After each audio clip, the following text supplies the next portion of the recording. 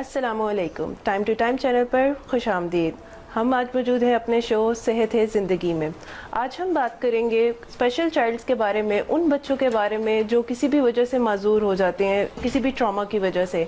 हमारे साथ मौजूद हैं डॉक्टर अब्दुल मनान, जो कि अविसिना मेडिकल कॉलेज में एज ए लेक्चरर काम कर रहे हैं। अस्सलाम वालेकुम सर। वालेकुम सलाम। और इसमें एक ये चीज़ के पेरेंट्स का ये होता है कि डेली हम अपने बच्चे को डॉक्टर के पास लेके जाएं, अच्छा खासा तो है, खाता पीता है, सारा कुछ करता है, तो क्या उसमें डेली उस बच्चे की वो रिहैब में उसको हॉस्पिटल ले जाना ज़रूरी है, या ये घर में भी आप इसमें आपको फोकस करना होता है? और क्या ऑब्स्टिकल्स हम इसमें ऐड कर सकते हैं, क्योंकि ऑक्यूपेशनल थेरेपी भी मेरे ख्याल से इसमें बीच में साथ ही आ जाती है। हमारे पास अक्सर ये इशू आता है जब भी पेशेंट्स हमारे पास आते हैं, चूँकि रिहैब का काम कुछ अरसा चलता है, प्रॉन्ग होता है इसका ट्रीटमेंट कुछ केसेस में। तो ऐसे कंडीशन में हमें पेशेंट आए कहते हैं, या अगर पीरियड्स की बात करें तो पेरेंट्स आए कहते हैं कि हम बच्चों को खुद घर में एक्टिविटीज़ करवा लेते हैं। तो मैं उनको ये ज़रूर कहता हूँ कि आप खुद घर में बच्चों को ज़रूर एक्टिविटीज़ करवाएं। ये बिल्कुल ऐसे ही है जैसे एक नॉर्मल बंदे को सुबह उठ के एक्सरसाइज करनी चाहिए, उनको वॉक करनी चाहिए, हमें टाइमली नमाज़ पढ़नी चाहिए। ये सब एक्टिविटीज़ अंडरस्टूड होती हैं हमारे दिन की। लेकिन चूँकि जब हम ये एक्सरसाइज नॉर्मली नहीं कर रहे होते, जब कोई इशू आ जाता है तो फिर हमें एक प्रोफेशनल की हेल्प लेनी पड़ती है।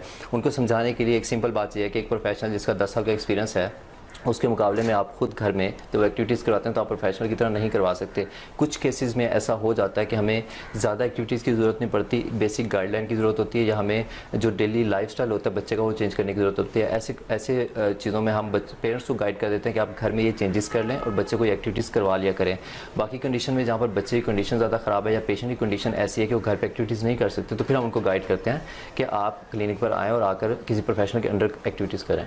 तो जो बच्चे एड्स के साथ हैं, उनके कोई भी वॉकिंग एड है या कोई भी उनका लिम्ब का इशू है, तो उन बच्चों के लिए फिर क्या रिहैब का प्रोसेस होगा?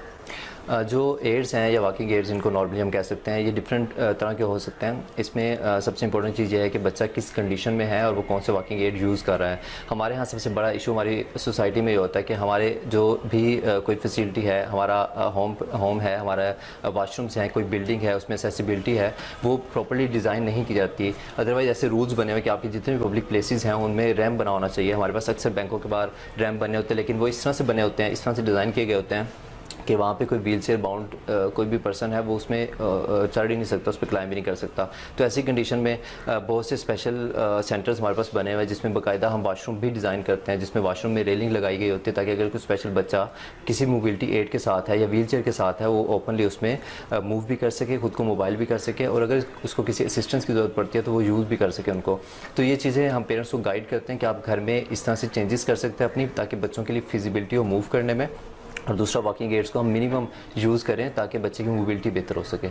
तो एक एज जो हमारे पास सेक्शन चलता है from the time to birth, और फिर बच्चा बड़ा होता जाता है, तो इज़ इट ट्रू कि एक एज ये टाइम है कि इसमें आपकी जो एक प्रोग्रेस है वो जो है वो 100% है, इसके बाद जो है वो डिले होती जाएगी?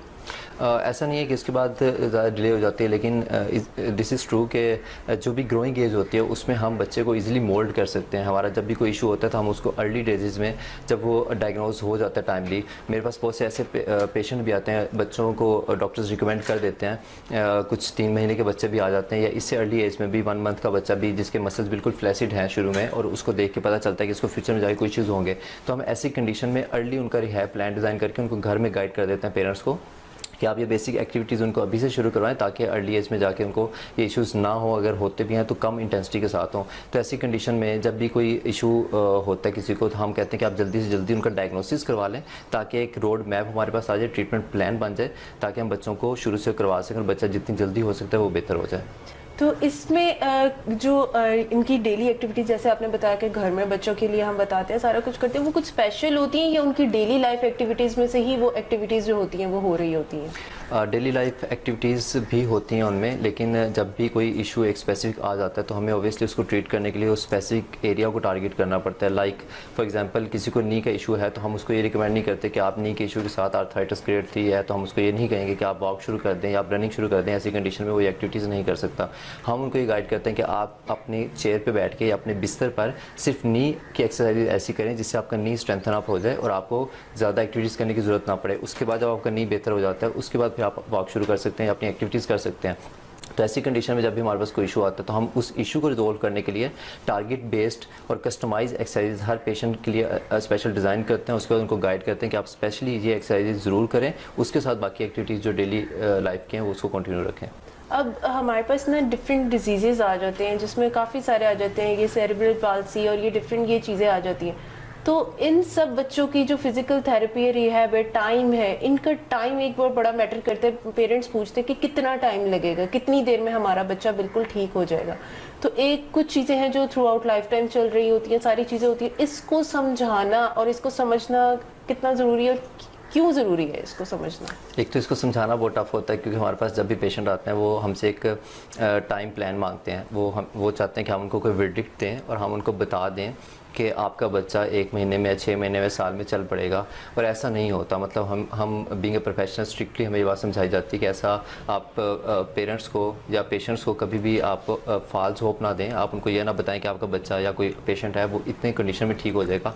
उसकी कुछ रीज़न्स हैं। सबसे बड़ी रीज़न ये है कि एक तो अनसर्टेनिटी होती है ट्रीटमेंट प्लान में, लोग ट्रीटमेंट प्लान अपना कंटिन्यू रखते हैं। दूसरा ये होता है कि हम अगर उनको एक सेशन दे रहे हैं क्लिनिक पर 1 घंटे का, उसके बाद उसने 23 आवर्स अपने घर पे गुजारने हैं, तो घर का एनवायरनमेंट कैसा है, उस पर कौन से फैक्टर इन्फ्लुएंस कर रहे हैं। बहुत से लोगों के फाइनेंशियल कंडीशंस भी होती हैं, बहुत से लोगों को ट्रांसपोर्टेशन का इशू आ रहा होता है, बहुत से घरों में ऐसे प्रॉब्लम होता है कि उनको हेल्थ फैसिलिटीज़ प्रॉपर प्रोवाइड नहीं हो रही थी। बिल्कुल। और उसके बाद अक्सर ऐसा भी होता है कि ट्रीटमेंट प्लान चल रहा होता है, साथ में कोई और फैक्टर ऐसा होता है जो उस ट्रीटमेंट प्लान को नलीफाई कर रहा होता है। घर में कोई ऐसी एक्टिविटीज़ होती हैं जिसको थेरेपिस्ट या उसकी जो रिहैब की टीम है वो शुरू में असेस नहीं कर पाती। तो ऐसी कंडीशन में हम उनको टाइम बाउंड कभी नहीं करते, लेकिन हम उनको ये ज़रूर कहते हैं कि आप अपने प्रोग्नोसिस को मॉनिटर करें। और हम खुद भी उसको मंथली बेसिस पे मॉनिटर करते हैं पेशेंट के प्रोग्नोसिस को। हम देखते हैं कि उसमें क्या चेंजेस आ रही हैं और किस हद तक आ रही हैं। अगर हमें उसको बढ़ाने की ज़रूरत है, कम करने की ज़रूरत है या चेंजिंग करने की ज़रूरत है, तो हम उनको मंथली बेसिस पे मोल्ड करते रहते हैं। तो इसमें एक ये जो टाइम पीरियड हो गया और एक ये जो डिफरेंट डिजीज़ हैं, डिफरेंट आ जाते हैं, अगर उसका थोड़ा सा आप ओवरव्यू दे दें कि इन बच्चों में हमें इतना टाइम लग सकता है या फिर इन बच्चों का एक इतना डिले हो सकता है और इनकी इतनी स्वेयर फिजियोथेरेपी जो है वो ज़रूरी है और एक एक्सपर्ट के साथ, एक प्रोफेशनल के साथ ज़रूरी है। यहाँ पर मैं 2 एग्जांपल्स आपको कोट करना चाहूँगा जो मेरा पर्सनल एक्सपीरियंस है। सबसे पहले तो एक ऐसा पेशेंट जो क्वाड्रिप्लेजिक था, यानी सादा ज़ुबान में हम ये बता सकते हैं कि उसके दोनों बाजू, अपर लिम्स भी और लोअर लिम्स भी इन्वॉल्व थे और इस कदर टाइट थे कि वो अपनी दोनों लेग्स भी ओपन नहीं कर सकता था।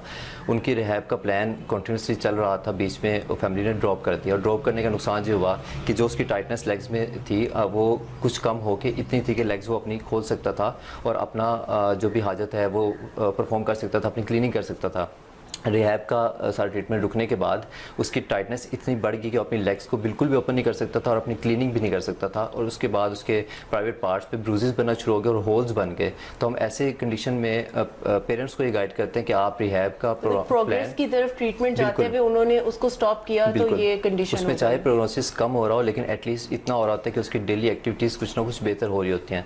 इसके अलावा एक और एग्जाम्पल है, सेम क्वाड्रिप्लेजिक एक बच्चा ऐसा है जो मुझे टेक्स्ट करता है कुछ अरसे से, उसको कहीं से नंबर मिला और वो मुसलसल टेक्स्ट कर रहा है और मैं उसको रिप्लाई कर रहा हूँ, लेकिन वो क्लिनिक पर नहीं आ रहा। उसके बाद एक दफ़ा क्लिनिक पर अपनी फैमिली के साथ आया तो पता चला कि वो फाइनेंशियली इतने स्ट्रॉन्ग नहीं है, लेकिन उस बच्चे की कंडीशन ऐसी थी कि वो खुद से बैठ भी नहीं सकता था, वो मुसलसल लेटा रहता था और उसकी सिर्फ इतनी सी ख्वाहिश थी कि मैं उसकी फिंगर को इतना सा मोबाइल कर दूँ कि वो टाइप कर सके मैसेज, क्योंकि वो फिंगर से मैसेज टाइप करता था और उसकी स्पेसिफिसिटी इतनी थी कि जब वो मैसेज टाइप करता है कि वो एक बटन प्रेस करता है तो वो प्रेस किए रखता है 3-4 सेकंड, उसको लिफ्ट नहीं कर सकता। तो वो सिर्फ इतना मुझसे चाह रहा था कि मैं उसकी फिंगर को इतना मोबाइल करूं कि वो इजीली मैसेज टाइप करके अपने घर वालों को बता सके कि मुझे ये ज़रूरत है, मुझे पानी चाहिए, मुझे वॉशरूम जाना है, मुझे ये एक्टिविटी करनी है और घर वाले उसको असिस्ट कर सकें। तो हम प्लान हर पेशेंट के लिए अलग डिज़ाइन करते हैं। तो उस प्रोग्नोसिस का गोल पर डिपेंड करता है कि हमारे गोल्स क्या हैं। अगर हमारा सिर्फ ये गोल है कि हमने सिर्फ उसकी फिंगर को मोबाइल करना तो हम जल्दी अचीव कर लेंगे, लेकिन ऑन द अदर हैंड अगर हमारा ये गोल है कि हमें एक स्पास्टिक क्वाड्रिप्लेजिक सीवी बच्चे को उठा के बिठाना है या चलाना है तो उस पर ओबियसली ज़्यादा टाइम लगता है। उम्मीद है हमारी ऑडियंस ने आज के सेशन से बहुत सी इन्फॉर्मेशन हासिल की होगी। अगर आपके कोई मज़ीद सवालात हैं तो आप हमसे कमेंट सेक्शन में पूछ सकते हैं। हमें इजाज़त दें, हम मिलेंगे आपसे एक नई कंटेंट, एक नई अवेयरनेस के साथ। तब तक के लिए अल्लाह हाफिज़।